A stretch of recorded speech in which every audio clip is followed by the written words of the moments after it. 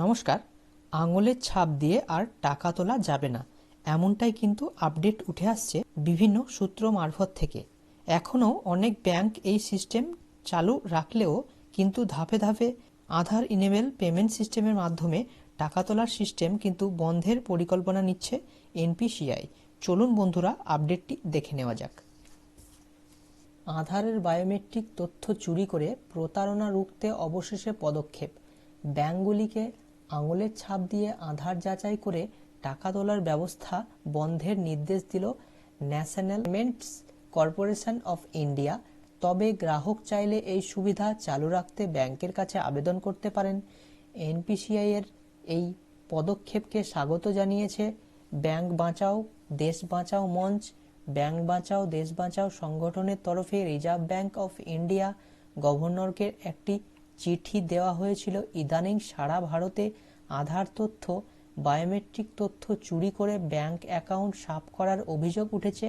সাধারণ দরিদ্র মানুষ, বহু নাগরিক এই প্রতারণা চক্রের শিকার হয়েছেন। এই বিষয়টি নিয়েই উদ্বেগ প্রকাশ করে রিজার্ভ ব্যাংকের গভর্নরকে চিঠি দেওয়া হয়েছিল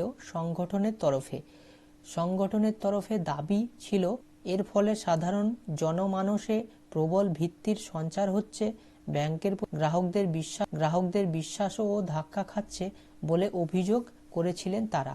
নতুন অ্যাকাউন্ট খোলার সময় কেওয়াইসি ব্যবহার করা, ব্যাংক অ্যাকাউন্টের সঙ্গে আধার লিঙ্ক করার মতো বিষয়গুলির বিরোধিতা করা হয়।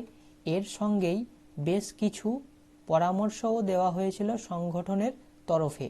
তাদের দাবি ছিল ব্যাংকগুলিকে যেন নির্দেশ দেওয়া হয় যাতে গ্রাহকদের তারা অ্যাকাউন্ট খোলার সময় আধার কার্ড দিতে বাধ্য না করে।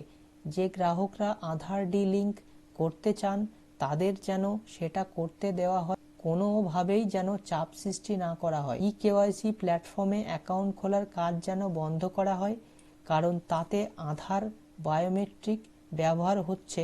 তার বদলে অন্য ঠিকানা নথির মাধ্যমে যেন ব্যাংক অ্যাকাউন্ট খোলার কাজ শুরু হয়। তাদের আরও দাবি ছিল যেন আধার ইনেবল পেমেন্ট সিস্টেমের মাধ্যমে নগদ টাকা তোলার সিস্টেম ডিফল্ট না করা হয়। একমাত্র কোনো গ্রাহক নিজে থেকে এই সুবিধা চালু করতে চাইলে তবেই যেন এই সুবিধা চালু করা হয়। এই দাবি মেনে নেওয়া হয়েছে এনপিসিআই বা national payment corporation of India. Aadhaar enable payment সিস্টেমের মাধ্যমে টাকা তোলার ব্যবস্থা বন্ধের নির্দেশ দিয়েছে বলে জানিয়েছেন ব্যাংক বাঁচাও দেশ বাঁচাও কমিটির যুগ্ম কনভেনর সৌম্য দত্ত এবং বিশ্বরঞ্জন রায়। বন্ধুরা, এই ছিল আজকের ছোট্ট একটি আপডেট। আপনাদের অসংখ্য ধন্যবাদ জানাই ভিডিওটি প্রথম থেকে শেষ পর্যন্ত দেখার জন্য।